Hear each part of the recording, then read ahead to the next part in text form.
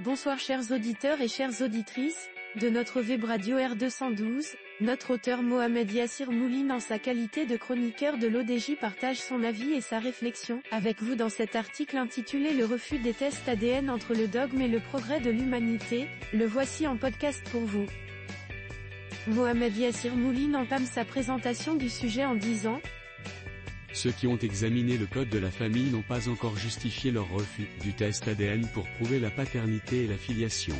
En effet, les implications et les objectifs de cette mesure n'ont pas été compris par les acteurs politiques, sociaux, religieux et communautaires.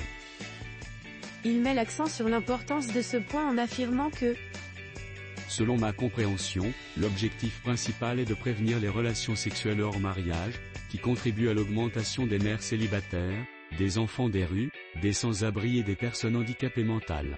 Je reste neutre. Je ne suis ni pour ni contre le test ADN.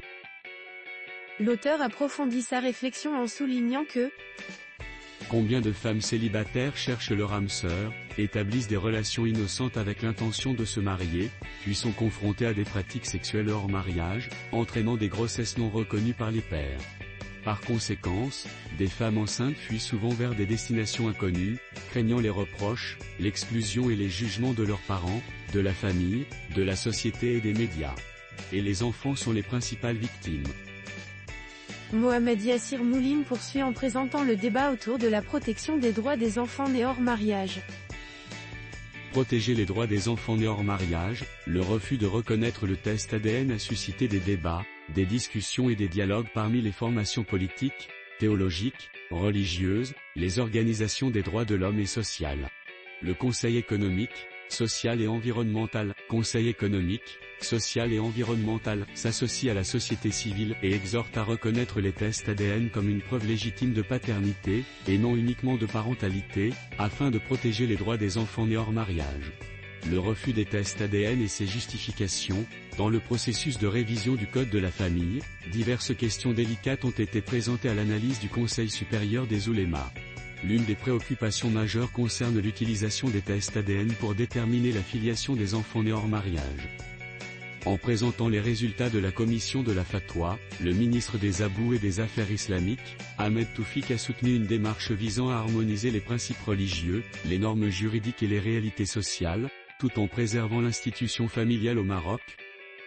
Notre chroniqueur enrichit son discours en précisant que Ahmed Toufik a clarifié les raisons pour lesquelles le Conseil supérieur des oulémas a opposé son refus à l'utilisation des tests ADN pour déterminer la filiation des enfants nés hors mariage. Cette décision est justifiée par la volonté de sauvegarder les principes religieux et constitutionnels, tout en suggérant des solutions conformes à la charia.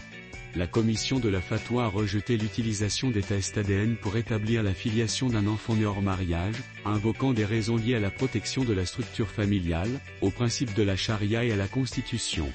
En effet, la commission considère que prouver la filiation dans ces situations contredit les préceptes islamiques qui reconnaissent la filiation uniquement dans le cadre du mariage. Cette position est également soutenue par l'article 32 de la Constitution marocaine, qui souligne l'importance de la protection de l'institution familiale comme pierre angulaire de la société. Selon Ahmed Toufik, autoriser une telle filiation pourrait fragiliser cet édifice en introduisant des modèles familiaux alternatifs qui ne sont pas en accord avec les traditions marocaines. En réponse à cette problématique, la commission propose une solution alternative, responsabiliser les deux parents, tant le père que la mère, pour assurer le bien-être de l'enfant sans établir de lien de filiation formelle. Cette approche vise à garantir les droits de l'enfant tout en respectant les cadres religieux et juridiques. Mohamed Yassir Mouline approfondit sa réflexion en mettant en parallèle le dogme et le progrès de l'humanité ainsi. Le dogme et le progrès de l'humanité, de ce fait, le test ADN, qui permet d'établir la paternité et de contribuer à la justice, est catégoriquement rejeté par nos oulémas.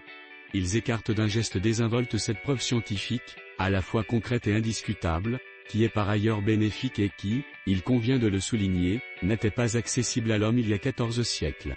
Quel est donc l'intérêt du progrès que le Créateur nous encourage à poursuivre ?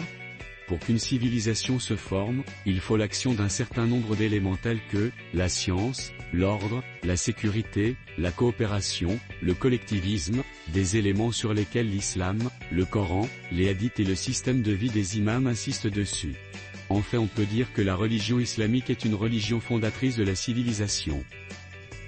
Il conclut ainsi en rappelant que le premier verset révélé dans le noble Coran dit : L'islam encourage et incite ses adeptes à apprendre, à lire, écrire et faire de la recherche. Si après quelques preuves de l'attitude de la religion islamique vis-à-vis de l'éducation, de l'apprentissage et de la pensée scientifique, le premier verset révélé dans le noble Coran dit, sens du verset, lis, au nom de ton Seigneur qui a créé l'homme d'une adhérence. Coran 96/1-2, ce qui signifie que le premier mot à avoir été révélé est Iqra, lis. Ceci montre l'importance de la lecture et de l'apprentissage en islam. Le noble Coran ordonne à plusieurs reprises aux musulmans de méditer sur l'univers, les différentes créatures, dont les animaux, les mers, les étoiles, le corps humain et les végétaux. Le prophète Mohammed, que la paix et la bénédiction d'Allah soient sur lui et sa famille, a encouragé ses compagnons, qu'Allah soit satisfait d'eux, à utiliser leur propre jugement quand ils faisaient face à des problèmes pour lesquels il n'existait aucune solution spécifique dans le noble Coran ou dans les traditions du prophète Mohammed, que la paix et la bénédiction d'Allah soient sur lui et sa famille. Cet encouragement à la réflexion personnelle est le feu vert qui pousse les gens à penser, mais sans aller à l'encontre des principes de l'islam. Que ce soit sur le plan spirituel ou matériel, recherchons les réponses aux problèmes auprès de celui qui a tout créé. Chers auditeurs de la web radio R212, merci d'avoir été à l'écoute de ce podcast, et de partager avec nous ce moment d'échange et de découverte. Votre présence et votre fidélité sont notre plus belle récompense. On se dit à très bientôt, si vous le voulez bien. Avec toute notre gratitude, l'équipe de R212